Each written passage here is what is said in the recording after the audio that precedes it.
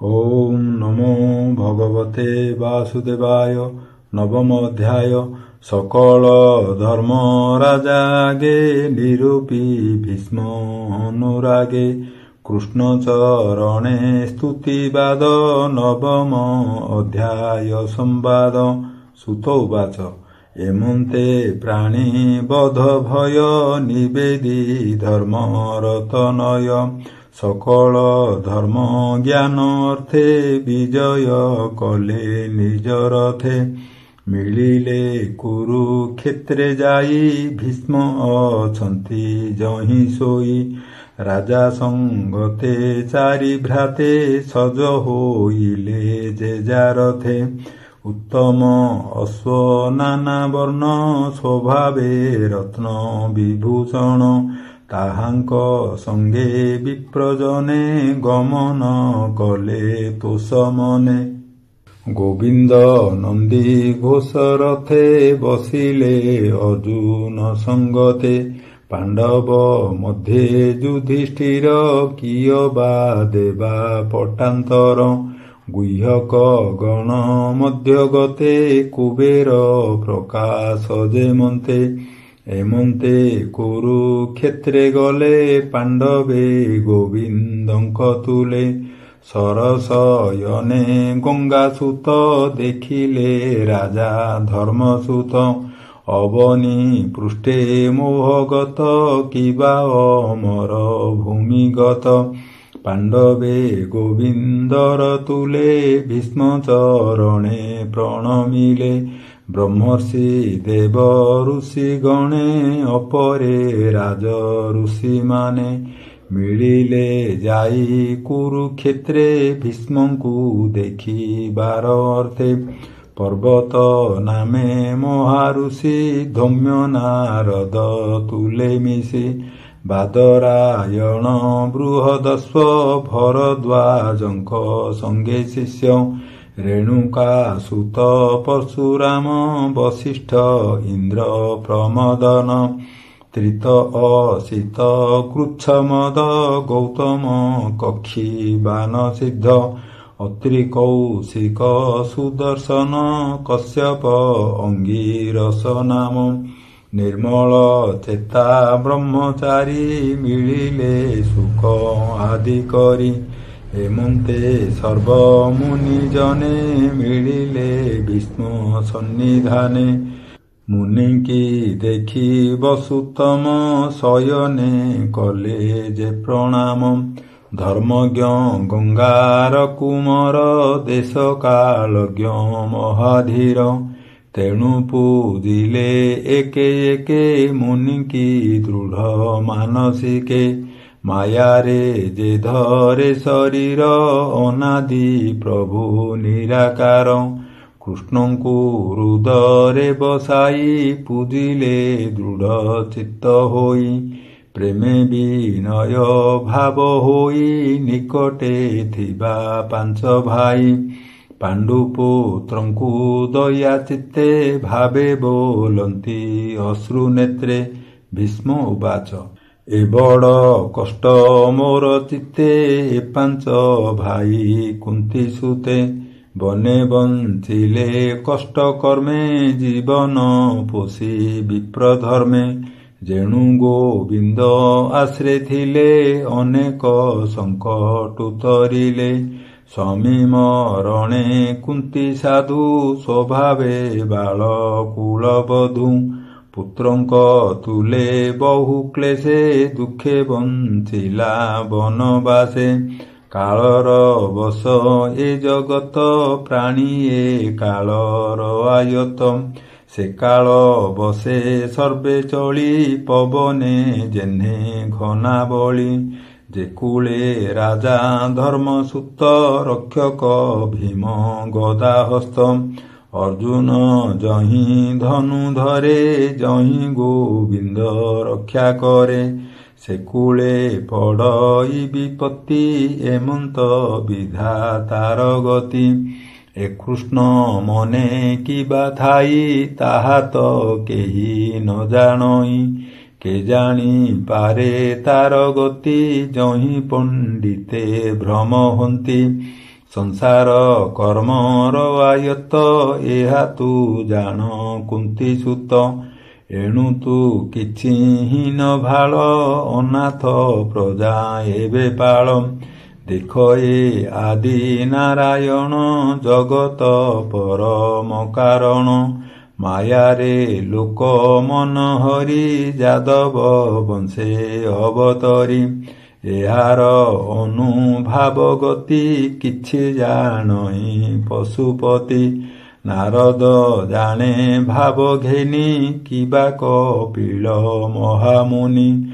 ତୁ କୃଷ୍ଣ ମହିମାନ ଜାଣି ମାତୁଳ ସୁତ ପ୍ରାୟମଣି।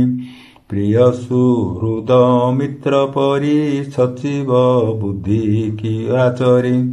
ଏହାଙ୍କୁ ଦୈତ୍ୟରେ ନିଯୋଗୀ ପେଶିଲୁ ପଞ୍ଚଗ୍ରାମ ମାଗି। ସୁହୃଦ ପଣେ ସ୍ନେହ କରି ରଥେ ସାରଥି ପଣେ ବରି। ଯଉଁ ଏ ପ୍ରଭୁ ଭାବଗ୍ରାହୀ ସ୍ୱଭାବେ ପରାପର ନାହିଁ।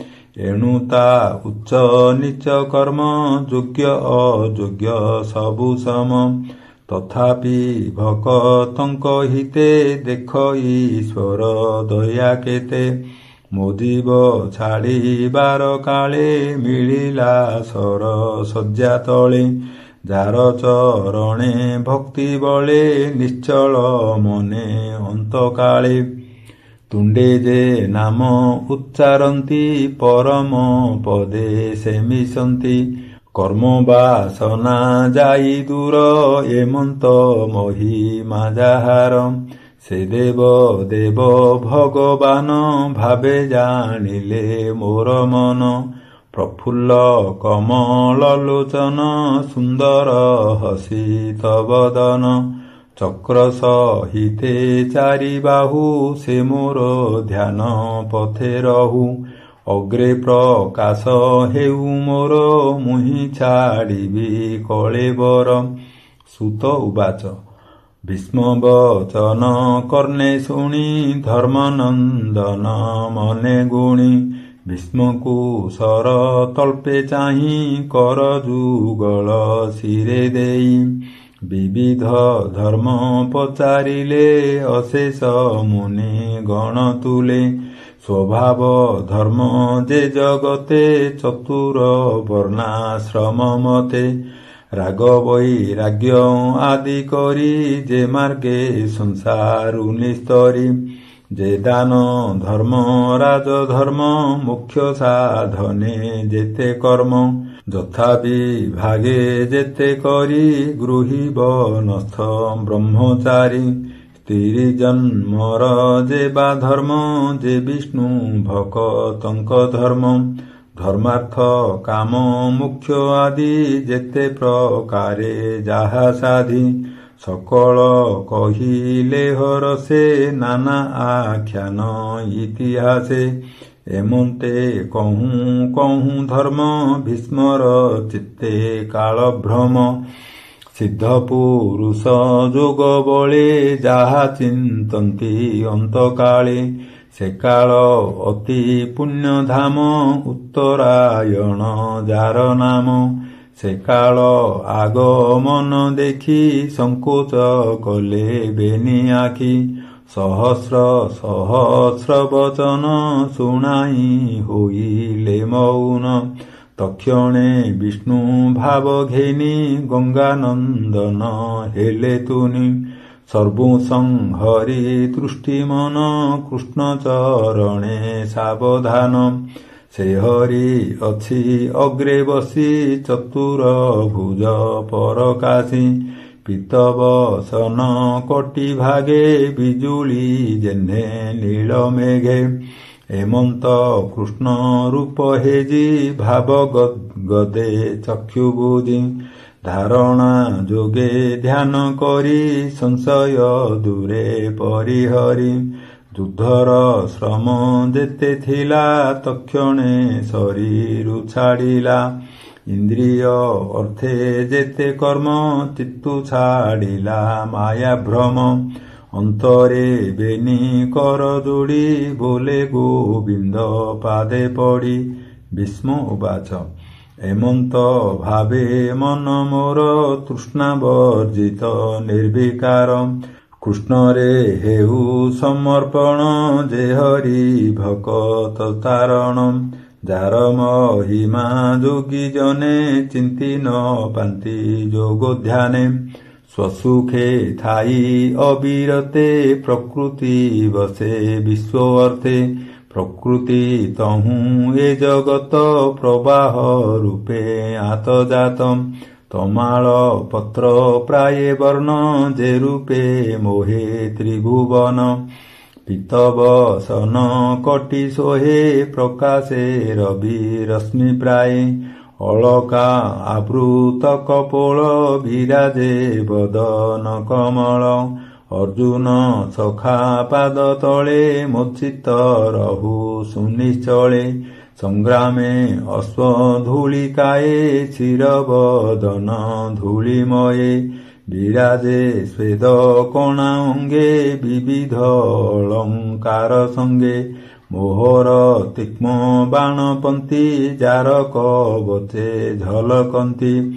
ସେ ରୂପେ ରହୁ ମୋର ମନ ଯେ ଭବ ଜଳୁ ପରିତ୍ରାଣ। ଯେ ହରି ଅର୍ଜୁନ ବଚନେ ରଥ ନିବେଶି ମଧ୍ୟସ୍ଥାନେ। ଅନାଇ କଟାକ୍ଷ ଲୋଚନେ ଆୟୁଷ ହରେ ପରଶନ୍ୟେ। ସେ ପାର୍ଥ ସଖାର ଚରଣ ନିରତେ ଥାଉ ମୋର ମନ। ଦୁଧର ଅର୍ଥେ କୋପ ଭରି ସକଳ ବୀରେ ଶସ୍ତ୍ର ଧରି। ସମରେ ଦେଖି ବନ୍ଧୁଜନ ଦୟାରେ ନ ଯୁଝେ ଅର୍ଜୁନ। ଅନେକ ଆତ୍ମବିଦ୍ୟା ଦେଲା ତାହାର କୁମତି ହରିଲା। ତାର ଚରଣେ ମୋର ମତି ନିଶ୍ଚଳେ ହେଉ ଆତ୍ମରତି। ମୋହର ତୁଲେ ସତ୍ୟ କଲା ଶସ୍ତ୍ର ନ ଧରି ବିବୋଇଲା। ମୋହର ତୀକ୍ଷ୍ମ ବାଣେ କୋପି ମୋହ ବଚନେ ସତ୍ୟ ସ୍ଥାପି। ତକ୍ଷଣେ ଚକ୍ର ଘେନି ହସ୍ତେ ରଥୁ ଧାଇଲା ଭୂମି ଗତେ। ସ୍ୱଧର୍ମ ସମରେ ଉପେକ୍ଷି ସିଂହ ଯେ ସନେ ଗଜ ଦେଖି। ଧାମନ୍ତେ ଅବନି କମ୍ପିଲା ଉତ୍ତରୀ କନ୍ଧୁ ଉଡ଼ିଗଲା। ଚକ୍ର ଉଞ୍ଚାଇ ମହାକୋପେ ମିଳିଲା ମୋହର ସମୀପେ। ମୁଆତ ତାଇ ପଣେ ସନ୍ଧି ଅନେକ ବାଣ ରୋଷେ ବିନ୍ଧି। ବିଚ୍ଛିନ୍ନ କଲି ସେନା ଅଙ୍ଗେ ଦେଖି ଧାଇଲା ଅତି ବେଗେ। ରୁଧିର ଭୂଷଣ ଶରୀର ଅର୍ଜୁନ ବାକ୍ୟ କରି ଦୂର। ହରିବା ପାଇଁ ମୋର ପ୍ରାଣ ମୁଁ ଏବେ ପଶିଲି ଶରଣ। ବିଜୟ ରଥେ ଯେ ସାରଥି ରଥ ଆରୋହୀ ଶୁଭ ଚିନ୍ତି। ହୟଙ୍କ ରଶ୍ମି ଯେହୁ ଧରେ ସେ ରୂପେ ମନ ରହୁ ସ୍ଥିରେ। ସଂଗ୍ରାମ କରି ଯେତେ ମଲେ ତା ମୁଖ ଦେଖି ତରିଗଲେ। ଏବେ ମୋହର ଅନ୍ତକାଳେ ମୋଚିତର ମୁଁ ତାପୟରେ। ଗୋପନ ଗରେ ବୃନ୍ଦାବନେ ରାସ ଉତ୍ସବେ ଗୋପୀଜନେ। ଲଳିତ ଗତି ସୁବିଳାସ ମନୋଜ୍ଞ ଦୃଷ୍ଟି ମନ୍ଦହାସ। ତାହାର କୃତ୍ୟ ଅନୁସରି ଉନ୍ମାଦେ ତା ଭାବ ଆଚରି। ଯାହାର ସଙ୍ଗେ ଭାବ କରି ଭବସାଗରୁ ଗଲେ ତରି। ସେ କୃଷ୍ଣ ଚରଣ କମଳେ ମୋ ମନ ରହୁ ସୁନିଶ୍ଚଳେ। ଧର୍ମନନ୍ଦନ ଯଜ୍ଞ କାଳେ ଋଷି ବ୍ରାହ୍ମଣ ରାଜା ମେଳେ। ଯାହାର ପାଦେ ଅର୍ଘ୍ୟ ଦେଇ ସୁଖେ ସୁନ୍ଦର ମୁଖ ଚାହିଁ। ସକଳେ ଗଲେ ମୋକ୍ଷ ମାର୍ଗେ ସେ ଏବେ ଦିଶେ ମୋର ଆଗେ। ଯାହାର ଜନ୍ମ ଜଣା ନାହିଁ ଜାତ ହୁଁ ଜାତ ସର୍ବଦେହି।